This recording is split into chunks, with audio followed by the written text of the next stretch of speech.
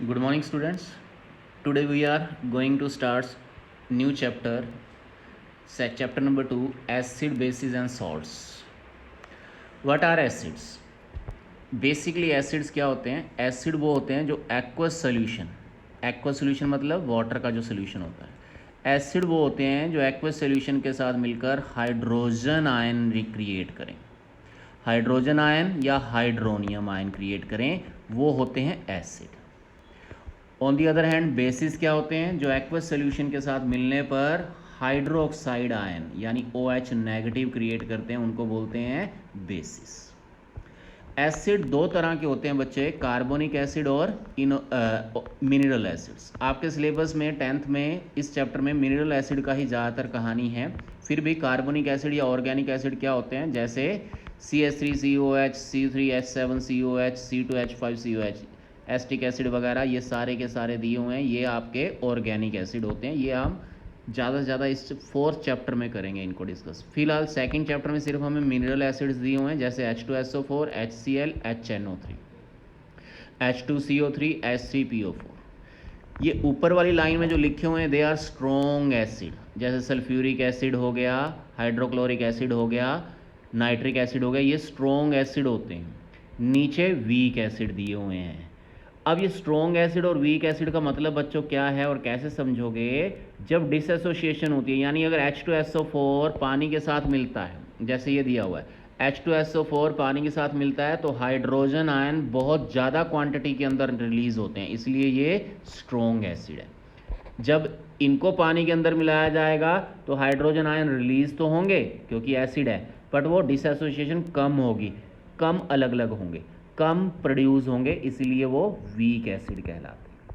तो जितने भी एसिड हैं वाटर के साथ जब डिज़ोल्व करते हैं तो वो हाइड्रोजन आयन प्लस यानी निकालेंगे, हाइड्रोजन H+ निकालें, या ये H+ फिर वाटर के साथ दोबारा अगर मिल जाए, H+ अगर दोबारा वाटर के साथ मिल जाए तो ये H3O+ यानी वही हाइड्रोनियम आयन निकाल लेते हैं। बात एक ही है, H+ या H3O+, तो बात एक ही है, ये सारे एसिड होंगे।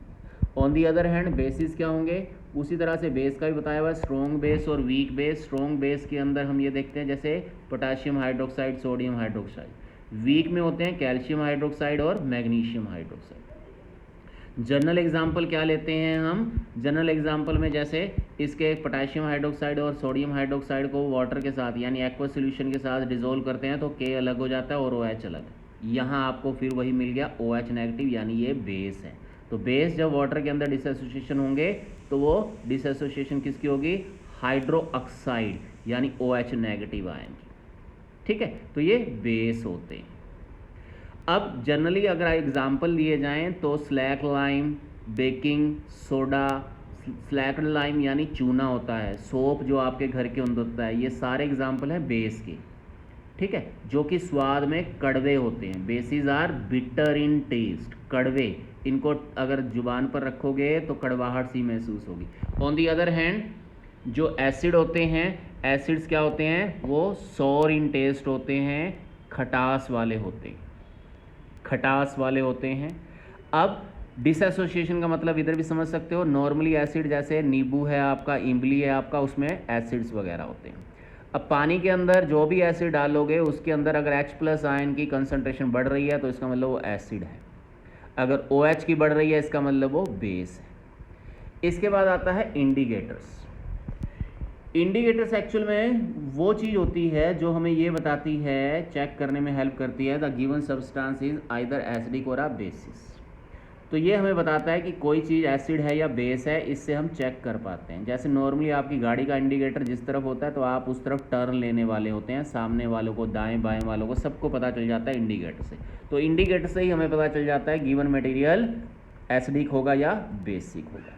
तो इंडिकेटर्स दो आपको दिखाए गए हैं यहाँ पर, लिटमस पेपर और टर्मरिक नेचुरल इंडिकेटर्स, और सिंथेटिक इंडिकेटर में फिनोफ्थलीन एंड मिथाइल ऑरेंज। ये सिंथेटिक का मतलब है जो इंडस्ट्रियोज में बनाए जाते हैं, फैक्ट्रियों में बनाए जाते हैं, ये बाय नेचर हमें मिल जाते हैं। अब देखते हैं हम एसिड का और बेस का इन इंडिकेटर्स के कैसे पता चलेगा। जो लिटमस पेपर होते हैं बेटा दो तरह के होते हैं, रेड लिटमस पेपर और ब्लू लिटमस पेपर। तो जो ब्लू लिटमस पेपर यानी नीले रंग के पेपर के ऊपर अगर नींबू निचोड़ दिया तो वो लाल रंग का हो जाता है। इसका मतलब है जो हमने चीज़ निचोड़ी है वो एसिड है। जबकि red litmus paper blue colour का हो जाएगा अगर वो बेस है तो।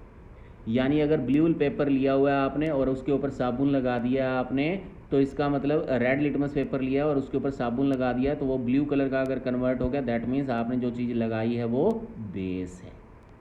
तो इसको याद रखने का मेथड भी है एक, जैसे ये लाइन मैंने कनेक्ट की है, B for bases, B for bitter, B for blue colour. Red litmus paper का ब्लू कलर हो जाता है, तो ये निशानी है बेसिस की कि वो स्वाद में खट्टे होते हैं और रेड लिटमस पेपर को ब्लू करते हैं। ब्लू का वो कुछ नहीं बिगाड़ेंगे, ब्लू ब्लू ही रहेगा बेस के अंदर, उसी तरह रेड रेड ही रहेगा। फिर आता है टर्मरिक। टर्मरिक यानी हल्दी। हल्दी के ऊपर जब हम कोई एसिडिक चीज़ डालेंगे तो कोई रिएक्शन नहीं होगी, जबकि हल्दी कपड़े के ऊपर लगी हुई है और उसके ऊपर साबुन से उसको साफ़ करना शुरू करोगे तो वो रेड कलर हो जाएगा। यानी हल्दी से हम चेक कर सकते हैं कि कोई चीज़ बेसिक है या नहीं। फिर आता है सिंथेटिक वाला। सिंथेटिक वाले में आता है फिनोफ्थलीन। कलरलेस लिक्विड होता है ये लैब के अंदर मिलता है हमें। अब इस फिनोफ्थलीन वाले सिस्टम के अंदर अगर हम एसिडिक वाली कोई चीज़ डालेंगे तो कोई रिएक्शन नहीं होती, हमें कुछ नहीं दिखाई देता, जबकि बेस वाली चीज़ के अंदर ये डालते ही गुलाबी रंग का यानी पिंक कलर शो कर देता है। यानी फिनोफ्थलीन के अंदर अगर कोई चीज़ डाली गई है, अगर कुछ नहीं हुआ उसके अंदर, इसका मतलब वो मे बी एसिड हो सकता है, पर अगर उसका रंग गुलाबी होना शुरू हो गया इसका मतलब वो बेस होगा। और लास्ट है indicator methyl orange. Methyl orange क्या होता है, जैसे मान लो बॉटल्स दी हुई हैं हमें, 3 तरह की बॉटल दी हुई हैं, कलरलेस मटेरियल है। अब हमें पता कैसे चलेगा इसमें एसिड है या बेस है। अब इसमें 1 बूंद मिथाइल ऑरेंज की डाल दी, अगर ये कन्वर्ट हो गया रेड के अंदर, इसका मतलब है ये एसिड था। अगर ये कन्वर्ट हो जाता है कोई भी बॉटल के अंदर बूंद डालने पर, अगर येलो कलर दिखाई देना शुरू कर जाए, इसका मतलब जो चीज़ डाली है वो बेस है। तो मिथाइल ऑरेंज इन बॉटल में से किसी में भी डालो, जिसका कलर रेड हो गया इसका मतलब वो एसिड है, और जिसका कलर येलो हो गया इसका मतलब वो बेस था। इसमें अलग अलग दिखाई देता है। इसको याद रखने का एक मेथड हो सकता है, my apple is red. My मतलब मिथाइल ऑरेंज, ए एप्पल से एसिड, यानी मिथाइल ऑरेंज एसिड के साथ रेड कलर बनाता है। Banana is yellow. My apple is red and banana is yellow. Banana मतलब बेस, येलो हो जाएगा। तो ये याद रखने का एक मेथड भी हो सकता है। इस तरह से सिंथेटिक इंडिकेटर से पता लगाते हैं गिवन मटेरियल इज़ एसिड है या बेस है। Okay, thank you.